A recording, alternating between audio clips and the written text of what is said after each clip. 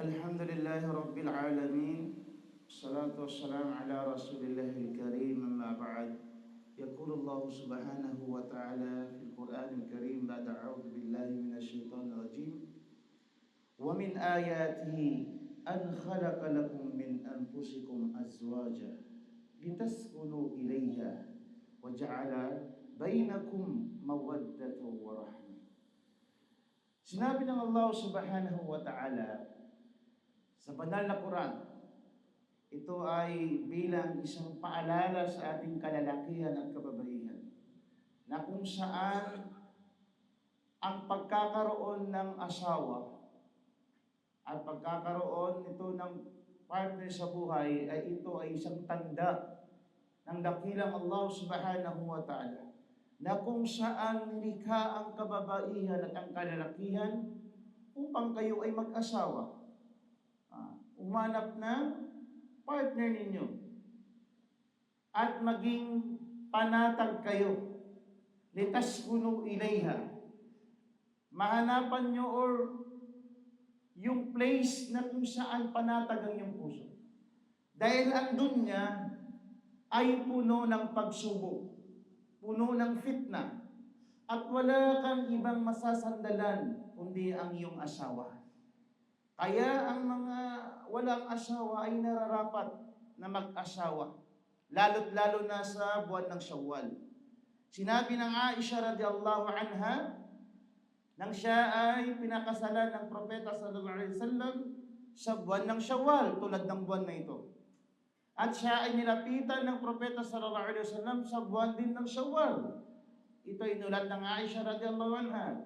At sinabi ni Imam Nawawi rahimahullah, yustahab az-ziwaj fi Shawwal. Mainam na pinahintulot ng Sharia, ng Islam bilang isang sunnah ang pag-asawa sa buwan ng Shawwal. Kaya nga ang sabi ng Propeta sallallahu alaihi wasallam, an-nikahu min sunnati, faman raghiba min sunnati falaysa minni. Sabi ng Propeta sallallahu alaihi wasallam, ang pag-asawa ay isa sa mga tarika, way, sunna ng Propeta sallallahu alaihi wasallam. Kung sino man ang tumalikod na ayaw mag-asawa, sabi ng Propeta sallallahu alaihi wasallam, hindi yan kabilang sa amin. Kaya mga kapatid sa Islam, payo sa mga kalalakihan, huwag kayong matakot mag-asawa. Dahil sabi ni Sheikh Uthaymin rahimahullah, ang pagkakaroon ng pag-asawa ay nakakapagpayaman. Kasi ang yaman hindi lamang sa pera. Makapag-asawa ka ng saliha, kayamanan mo yun. Kayamanan mo. At makahanap ka ng anak, kayamanan mo yun. Mga kapatid sa Islam, biruin mo ang kababaihan ngayon, mas marami kaysa kalalakihan. Halos 70% ang babae ang dami. Ang kalalakihan ay 30% lamang. Tapos yung 30% na yun, babawasan mo pa ng 10% dahil may mga bayot, may mga bakla. 20 na lang natitira. Tapos yung 5% nun, yung mga taong hindi nagsasala. So 15% na lang natitira. At yung 2% na yun, mga taong yung mga salahubo. Mga masasamang tao. So 13% na lang ang natitirang mabuting mga kalalakihan.